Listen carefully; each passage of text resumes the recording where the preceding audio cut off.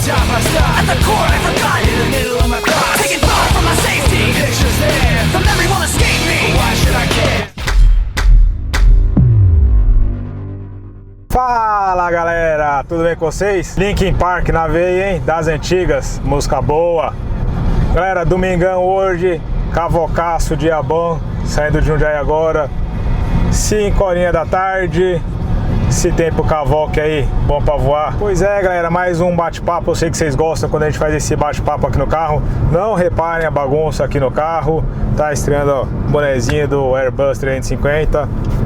Mas bonezinho legal mesmo é o bonezinho da Pilot Brasil, com as 3 faixinhas. Hoje não tô de uniforme, não tô com o uniforme deles, mas vamos colocar o bonezinho da Pilot Brasil. Então galera, bate-papo hoje, tentar fazer esse quadro um pouquinho mais frequente. Eu sei que vocês gostam de bater papo, eu sei que vocês gostam que eu dê minha opinião sobre algumas coisas, minha visão sobre o mundo da aviação, sobre como eu vejo. De maneira alguma sou dono da verdade, galera, de maneira alguma considerem isso como sendo fato, é apenas minhas observações, como eu vejo, como eu imagino o cenário.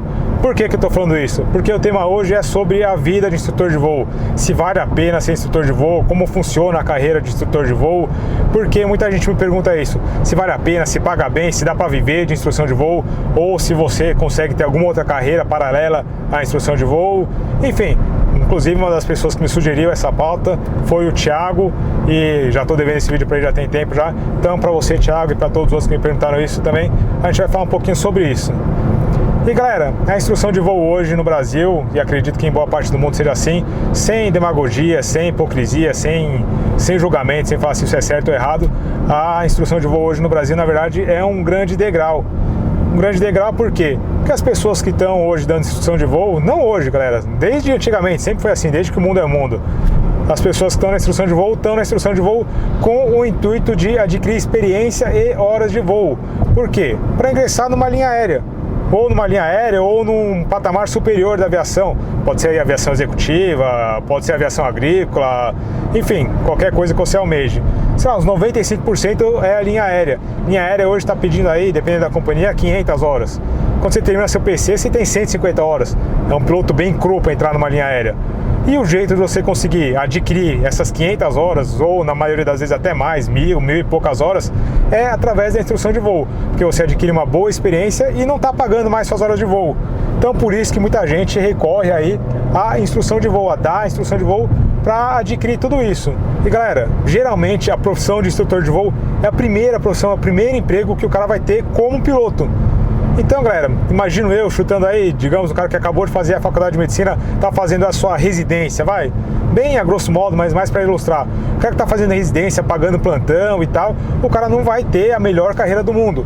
Não é aquele plano de carreira que o cara imagina para a vida dele naquela profissão. Mas seria mais ou menos isso. O cara que acabou de checar, tá dando instrução, o cara tá almejando o quê? A experiência. Assim como uma residência de medicina, por exemplo. O cara tá almejando a experiência que ele vai adquirir como instrutor de voo e as horas de voo. Claro, ganha dinheiro, dá para pagar as contas? Dá para pagar as contas. Mas não é aquele negócio que, quando você começou a fazer seu curso de piloto, não é aquele negócio que você imaginou. Entendeu? Tentando simplificar um pouco o raciocínio, é mais ou menos isso. Quer dizer então que não vale a pena? Não, muito pelo contrário, vale a pena principalmente pela experiência que você vai adquirir. Converse com diversas pessoas que foram instrutores de voo, diversas pessoas que conseguiram aí, às vezes, trabalhar para um patrão particular, voar avião particular, não deram instrução de voo e acabam reclamando que não tiveram essa vivência da instrução de voo, que não tiveram essa experiência de dar instrução de voo. Então você adquire bastante coisa, é uma carga, uma bagagem operacional muito grande na instrução de voo, que talvez se você aí, às vezes já começa a fazer o curso, já tendo aí uma aeronave para voar, já tem um patrão fixo e tal, às vezes se você não der instrução de voo, você não vai ter essa experiência. Espero que vocês estejam conseguindo entender meu raciocínio mais ou menos. E aí galera, muita gente me pergunta o quê? Se logo depois que você checa a carteira de INVA, se você já começa a dar instrução de voo. Se assim, chequei hoje, amanhã já vou pegar um aluno, já vou começar a dar instrução de voo. Não galera, geralmente não é assim que funciona. Por quê? Isso na verdade depende muito mais de uma questão mercadológica aí, toda aquela história de novo, todo aquele blá blá blá da crise e todo aquele negócio que a aviação é cíclica, né? Então, se a cadeia alimentar lá em cima, que são as companhias aéreas, não estão contratando, todas as outras etapas inferiores também não vão contratar.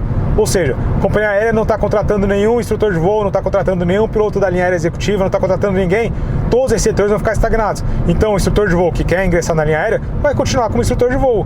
E o cara que acabou de se formar não vai ter vaga, porque essa vaga será daquele instrutor que não conseguiu ir para a linha aérea. Então, se o mercado está em crise, se as companhias não estão contratando, se a aviação executiva está mais estagnada também, como foi o caso aí da crise financeira, um cenário aí de um ano atrás, que está começando a reverter, está começando a melhorar agora, mas se isso não girar, os instrutores de voo vão ficando parados, quem vai se formando como instrutor de voo não vai conseguindo vaga. Então, pra vocês terem uma ideia, aqui no Aeroclube Jundiaí, em 2017, se não me engano, foram checados 15, 16, digamos entre 15 e 20 instrutores de voo. A gente não precisa, a gente não tem demanda para contratar 20 instrutores de voo em um ano, porque a gente não cedeu, a gente não teve 20 instrutores de voo contratados pela linha aérea. Agora, no começo de 2018, finalzinho de 2017 para o começo de 2018, a gente teve 4 instrutores de voo do Aeroclube que foram para a linha aérea ou foram voar aviação executiva. Mas mesmo assim, galera, são 4 que saíram para entrar 20.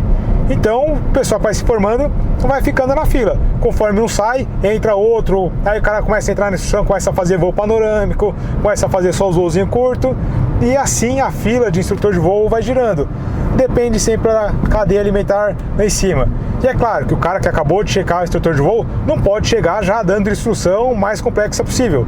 O cara tem que ter uma experiência, tem que começar a fazer os voozinhos mais simples, fazer os voozinhos, as manobras mais elementares, depois começar a navegar para os locais mais próximos, depois começar a navegar para os locais mais afastados. Quer dizer que o cara que checou não é apto a navegar para um lugar mais longe? Não, não é isso, galera. Mas às vezes ainda não tem a experiência, não tem a catimba de fazer, de ensinar ou de fazer um jeito mais eficiente, que a gente só aprende com experiência, galera. Esse tipo de coisa só se aprende com experiência. Então não tem jeito, o cara que acabou de checar instrutor de voo, que acabou de entrar na instrução de voo, né, passou pela fila, acabou de checar, vai começar a fazer os voozinhos mais curtos. Vamos tentar passar 40 no pedágio, galera? Vamos ver se vai dar, vamos ver se vai dar. 41 de novo. Tá bom, vai, 41 não dá multa ainda não. E aí eu sei que você vai me perguntar, quanto tempo demora essa fila de instrução? Não sei, galera, depende, não tem uma resposta certa. Por quê? Como eu disse, é tudo um ciclo e depende das companhias aéreas, depende daquele patamar superior da aviação que eu falei pra vocês. Quando eles começam a contratar, aí tudo bem, aí o mercado lá embaixo começa a girar também. Então a fila pode começar a girar mais rápido. Com a crise financeira que a gente passou, todo aquele blá blá blá que eu já falei pra vocês, teve lugar aí que a gente ouviu falar que a fila demorava 3 anos. Então o cara checava o instrutor de voo, tinha que esperar 3 anos para o cara começar a dar a instrução de voo. Aqui no Aeroclube foram 2 anos mais ou menos, um pouquinho menos. Mas é aquilo que eu falei para vocês, às vezes a gente checa aí, digamos que 10 instrutores de voo num ano. Não tem demanda para esses 10. Esses 10 instrutores, digamos, cada Aeroclube do Brasil forme aí seus 10 instrutores por ano. Não tem demanda para contratar 10 instrutores, o Aeroclube não tem demanda. E aqui eu estou falando do Aeroclube de Jundiaí, que a gente tem bastante aeronave, tem aeroclubes grandes que também tem números parecidos, mas a gente sabe que tem aeroclubes menores, então estão operando as suas 3, 4 aeronaves, que vão formar aí seus 3, 4 INVAs por ano, mas às vezes não precisa desses 3, 4 INVAs, porque os 3, 4, 5, 10 INVAs que eles já têm no quadro de funcionários deles, estão lá, estão dando conta e ainda não foram contratados por uma linha aérea. Entendeu como que as coisas têm que se encaixar para tudo dar certo? Tá melhorando, o Brasil tá recuperando a crise, a tendência é que essa fila já diminuiu bem desses 3 anos que eu falei para vocês, 2, 3 anos, já melhorou bem, mas ainda não tá perfeito, vocês sabem, né? O Brasil ainda tá recuperando, e aí tem crise política para lá, impeachment para cá, Lula preso para lá, enfim, galera, não vamos entrar na parte política disso, mas tudo isso afeta economicamente o nosso país. Mas é mais ou menos assim que funciona. E aí quer dizer o quê? Quer dizer, então o cara checou o INVA, se ele não arranjar nenhum emprego, nenhuma outra área da aviação, não conseguiu um avião particular para voar, não conseguiu nada, o cara vai ter que esperar? Ou o cara vai pagar as horas do bolso dele para conseguir a experiência que a linha aérea comercial exige, então vai pagar as suas 500 horas do bolso aí, ou o cara vai ter que esperar. Aí, geralmente, o pessoal arranja algum outro emprego, arranja alguma outra coisa para fazer. Às vezes começa a trabalhar como estagiário em algum ramo da aviação também. Então, às vezes o cara entra como estagiário do Aeroclube para fazer a parte burocrática, mas já tá ali no meio, entendeu? Às vezes consegue para dar aula teórica em alguma escola de aviação teórica. E aí o cara vai juntando, e aí às vezes consegue, aparece um voozinho aqui, aparece um voozinho ali, e o cara vai juntando aí sua experiência. E isso eu tô falando por quê? Para emendar numa outra questão. Se o instrutor de voo tem que ser 100% dedicado à instrução de voo. Ele tem que largar todo o resto para dar a instrução de voo. Galera, aí vai muito de cada um e vai muito também de como você vai combinar isso com o local que você está voando, com o seu aeroclube, por exemplo. Eu, por exemplo, tenho uma outra atividade. Minha atividade primária hoje não é a instrução de voo. Então, eu sou instrutor de voo aos finais de semana. Durante a semana eu tenho uma outra atividade. Minha atividade primária não tem nada a ver com aviação, mas aos finais de semana eu sou instrutor de voo. E isso acordado aqui no Aeroclube de Jundiaí funciona bacana. Funciona para o Aeroclube e funciona para mim. Então, aos finais de semana eu sou instrutor de voo. Não precisei largar meu outro emprego, vivo bem do outro emprego, paga minhas contas também e tal. Poderia viver da instrução de voo? Poderia viver da instrução de voo. Poderia me dedicar 100% à instrução de voo? Poderia, sem problema nenhum. Mas eu optei por manter esse meu outro emprego, até porque quando eu entrei nesse outro emprego foi toda aquela história da crise e tal, era um emprego que estava garantido para mim, então preferi me fixar lá e garantir o meu sustento lá, porque a crise talvez demorasse muito para passar e tal, e por motivos pessoais eu optei por ficar lá e por não me dedicar 100% à aviação. Até um dos motivos que eu faço os vídeos aí pra vocês e tal, é pra eu poder estar um pouquinho mais perto, porque vocês sabem, a aviação é uma grande paixão, acho que pra todo mundo que tá assistindo esse tipo de vídeo, né, a aviação é uma grande paixão, por isso que eu faço esse tipo de vídeo, até pra ficar um pouco mais perto dessa paixão. E vocês teriam que combinar isso com o aeroclube de vocês, com o empregador de vocês, com a escola de vocês. Se a escola de vocês exige que vocês se dediquem, talvez não dê certo. A maioria das escolas tem uma certa tolerância para vocês terem um outro tipo de atividade. Só que vocês têm que ter em mente que se vocês não se dedicam 100% à instrução, assim como eu não me dedico 100% à instrução, eu também não vou ter a mesma prioridade de alguém que se dedica 100% à instrução. Então a gente tem alguns instrutores que são dedicados a serem instrutores de voo. Vivem muito bem, têm seus salários bons, conseguem viver na instrução de voo. E claro que por essa ser a atividade primária deles e por eles estarem todo dia, o dia a dia no aeroclube, eles vão ter prioridade. São registrados, têm a carteira assinada, tudo certinho. Lógico que a prioridade vai ser deles. Imagina, o cara vive disso, tá lá vivendo isso, vou eu chegar lá no fim de semana fazer todos os voos do cara? Não, né, galera? Então, esse arranjo que vocês têm que fazer com o aeroclube de vocês, com as opções de vocês, se vão largar o emprego, se não vão largar o emprego, isso tudo tem que ser ajustado muito certinho, galera, para vocês terem em mente o que vocês querem. Não tô aqui falando para vocês, larga tudo, vai dar instrução de voo, vai viver da instrução de voo. E vai que entra uma outra crise aí daqui a pouco, e vocês vão me xingar porque eu falei isso pra vocês. Já falei isso em outros vídeos pra vocês, galera. Mas esse feeling é muito particular, é muito pessoal. Você tem que saber o que vai funcionar pra vocês. E depende do que vocês querem na aviação. Às vezes o que vocês querem é entrar numa linha aérea comercial. Meu sonho é esse, eu quero isso, é isso que eu almejo pra minha vida. Então, galera, larga tudo que vocês têm e senta a rir para a instrução de voo. Se vocês têm a oportunidade aí, já terminaram a fila e tal, já passaram pela fila, já entraram, já estão começando a instrução de voo, se dedica, verifique, né, se no local que vocês estão voando tem essa oportunidade, tem essa condição de vocês se dedicarem 100% à instrução de voo. E aí senta a rir para a instrução, galera. Vai ser o melhor jeito de vocês juntarem as horas que as companhias aéreas pedem. E aí lá na frente vocês vão ver que vai ter valido a pena.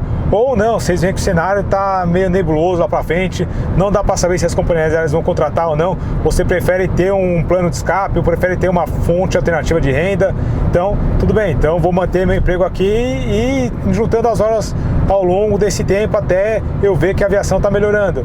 Isso tudo depende muito do que vocês querem. Então, para tentar responder por alto a pergunta que o Thiago me fez, ele falou que ele tem um comércio particular dele, se não me engano acho que é um supermercado que ele falou que ele tem, e ele falou, será que eu tenho que largar o supermercado para virar instrutor de voo? Então, Thiago, para te responder isso resumidamente, depende muito do que você quer na aviação. Isso eu falo pro Thiago, mas na verdade vai para todo mundo. Ah, tenho meu emprego aqui próprio, largo meu emprego e vou viver da aviação. Depende muito do que você quer. Se o sonho é viver da aviação, cara, então estuda, tentar sair desse seu emprego atual e ver qual que é a melhor forma de você viver da aviação ou de você chegar o mais próximo possível disso. É largando seu emprego atual e se dedicando 100% à aviação?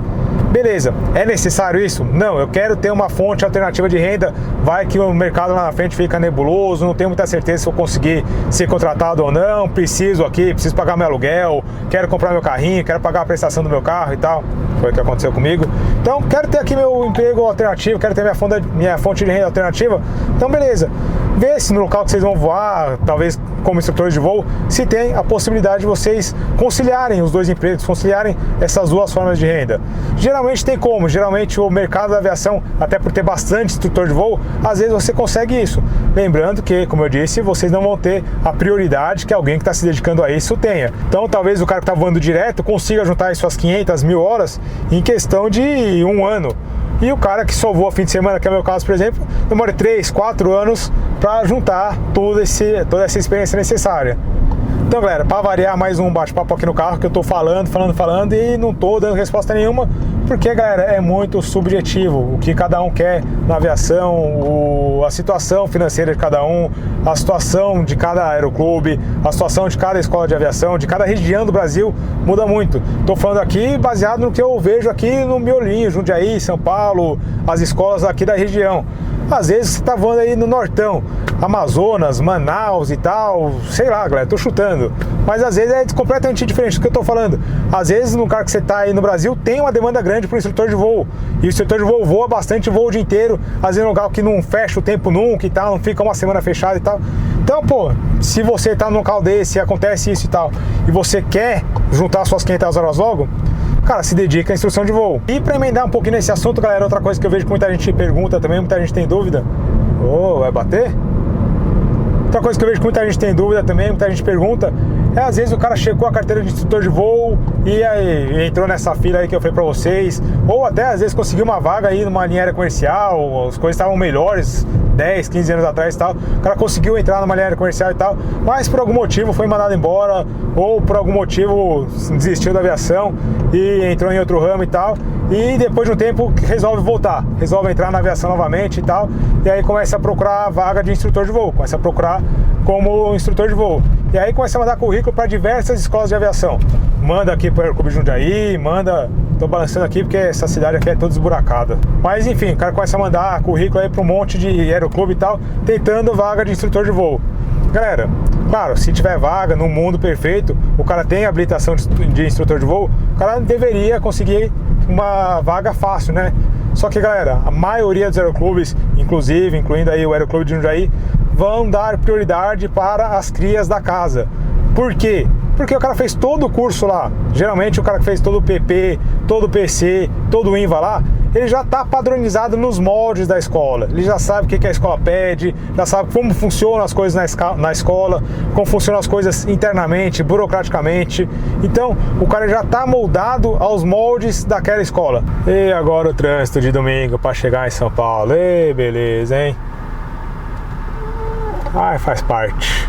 E por que eu tô falando isso, galera? Eu, por exemplo, galera, tô aí com as minhas quase 400 horas de voo aí, tenho habilitação de instrutor de voo, poderia muito bem ser instrutor de voo em qualquer escola, mas a minha padronização, toda a minha formação é no Aeroclube de Jundiaí. Por que o Aeroclube de Londrina me contrataria ao invés de contratar um cara que foi formado no Aeroclube de Londrina e que tá lá à disposição e sabe como foi, gastou dinheiro fazendo os cursos no Aeroclube de Londrina? Imagina eu, chequei meu INVA agora e tô querendo uma vaga no Aeroclube de Jundiaí. E aí o Aeroclube de Jundiaí fala, não, você não, vou pegar o cara aqui que se formou, sei lá, em qualquer outro lugar do mundo. Eu ia achar ruim, pô, gastei todo o meu dinheiro para fazer os cursos e agora vocês estão contratando alguém que nunca nem viu o Aeroclube de Jundiaí. É ruim para os alunos que estão se formando e estão vendo que talvez não vão conseguir uma vaga lá, e é ruim para a escola, que vai pegar alguém que não tem a padronização. Claro, existem exceções, às vezes algum aeroclube está precisando de algum instrutor com mais experiência, às vezes todo mundo foi contratado, precisa de um instrutor que tenha um pouco mais de experiência, saiba voar um pouco mais, já tem aquela tarimba da instrução de voo, pode ser que aconteça, mas em 99% dos casos, os aeroclubes, não só o de Jundiaí, mas isso é geral, os aeroclubes vão dar preferência para as crias da casa. Ficando mais ou menos por alto, tentando responder, claro, galera, tem muito mais do que isso, cada caso é um caso, cada situação é uma situação. Estou tentando falar bem a grosso modo, bem no modo geral, generalizando. Não é certo a gente generalizar, mas aqui eu estou tentando explicar para vocês, falando um pouquinho sobre como eu vejo o mercado aí para instrutor de voo, tentando passar para vocês. E claro, galera, essa opinião e tudo isso que eu estou falando muda bastante, como eu falei para vocês, muda de região do país, muda de escola para escola e muda à medida que vocês vão tendo mais contato com a aviação também. Então, às vezes vocês começam a frequentar aeroclube, começam a conversar com pilotos, com instrutores, com alunos das escolas também, e vocês conseguem ter a opinião própria de vocês, conseguem ver o que tem um feeling da situação que vocês podem querer para vocês. Então é uma questão bem subjetiva mesmo.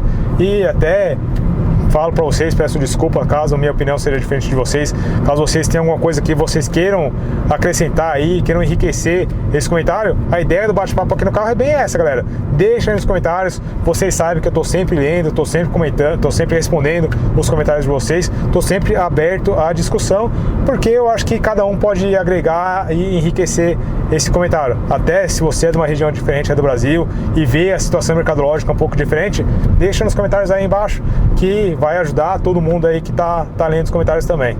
Beleza, galera? Eu acho que sobre o mercado de instrutor de voo era isso que eu tinha que passar para vocês. Na verdade não é só isso, galera. Eu poderia ficar batendo papo aqui com vocês sobre a profissão de instrutor de voo por 1 milhão de episódios e não ia encerrar o assunto. Eu poderia pegar outro instrutor aí que já tem 1000 horas e a opinião dele talvez seja completamente diferente. Mas para dar uma pincelada sobre o assunto, acho que a gente consegue pelo menos fazer uma introdução ao assunto. E aí, à medida que a gente veja a necessidade, e dependendo também do feedback de vocês, a gente fala mais um pouquinho, fala um pouquinho da parte operacional, instrutor de voo, o que precisa, o que não precisa, como são as manobras, enfim. Beleza, galera? Acho que o que eu tinha para falar para vocês sobre a carreira de instrutor de voo é mais ou menos isso. Na verdade não é só isso, né, galera? Na verdade poderia fazer vários e vários episódios aqui só sobre a carreira de instrutor de voo. Poderia, se eu colocar outro cara aqui com bem mais experiência que eu, com 1.500 horas de instrução de voo, a opinião dele com certeza vai ser bem diferente da minha. Mas acho que como a título de curiosidade para vocês e para introduzir um pouquinho o assunto, acho que ficou bacana, acho que dá para vocês entenderem. Novamente encorajo vocês a deixarem a opinião de vocês nos comentários, estou sempre lendo e a gente vai fazendo um debate bacana. Beleza, galera? Não pensei em nenhuma palavra hoje, como a gente está perto da Páscoa, a palavra hoje vai ser ovo de Páscoa, se vocês chegaram até o final aí, ovo de Páscoa nos comentários e eu já sei que vocês chegaram até o final. Se não são inscritos no canal, se inscreva no canal. Se vocês têm sugestão pra gente fazer mais bate-papos como esse aqui no carro, deixa nos comentários aí que eu também estou sempre lendo. E a gente vai fazendo mais e mais bate-papo. Como eu disse, quero fazer esse quadro aí mais frequentemente. Tô gravando aqui agora diferente, tô lavando o carro, galera. Acabei de chegar em São Paulo, porque peguei trânsito em São Paulo e ó, encheu o cartão de memória da câmera. Porcaria, né? Mas acho que deu pra pelo menos pegar a mensagem principal do vídeo. Ovo de Páscoa nos comentários, que aí eu sei que vocês chegaram até o final e viram até eu lavando o carro. Valeu, galera, até mais!